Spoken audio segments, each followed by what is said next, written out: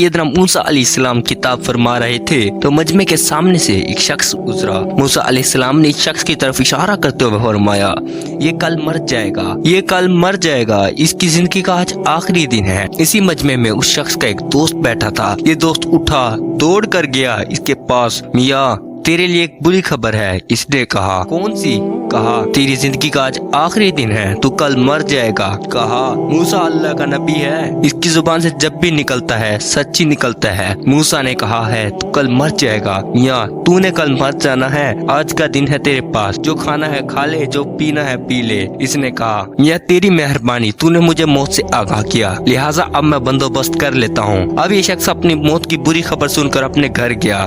غلاموں کو کہا، جتنا بھی میرا اناج گندم پڑا ہے باہر نکالو سب۔ اب سب ساری گندم باہر نکل آئی، اناج باہر نکل آیا، خزانہ باہر نکل آیا۔ اس شخص نے کہا، غریبوں اور یتیموں کو اور مسکینوں کو اعلان کرو، وہ آئیں اور اپنی مرضی سے جو چاہیں لے جائے۔ غریب آ گئے، یتیم آ گئے، مسکین آ گئے۔ اب اپنے ہاتھوں کی کمائی آنکھوں کے سامنے لوگ اٹھا کے لے جا رہے ہیں۔ یہ شخص سورج کو دیکھ رہا ہے کہ ابھی غروب ہو اور آج ہی میں مر جاؤں، آج میری زندگی کا آخری دن ہے۔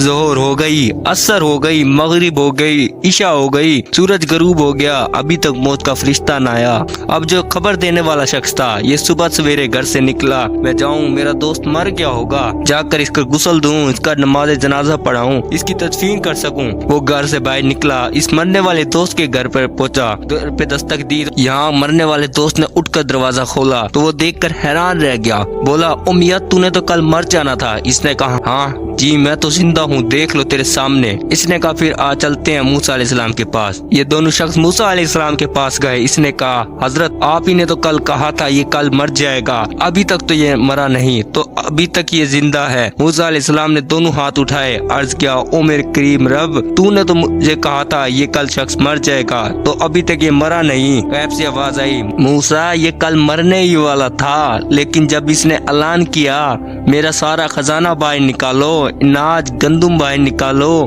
یتیموں کو بلاؤ، مسکینوں کو بلاؤ، اللہ کے نام پہ سب کچھ قربان کر دو، تو اے موسیٰ ایک یتیم بچہ آیا، اس نے اس کے گھر سے تھوڑی سی گندم کی گٹھری بنا کر سر پہ رکھی اور جاتے جاتے اس کے منہ سے بے ساختہ جملہ نکل گیا، یا اللہ اس کی عمر لمبی کرتے، یا اللہ اس کی عمر لمبی کرتے۔ موسیٰ مجھے حیا آتی ہے، کوئی میری امت کی خدمت کرے اور میں اس کی عمر لمبی نہ کروں۔ اسی بچے کے صدقے میں نے اس کی عمر 100 سال لمبی کر دی۔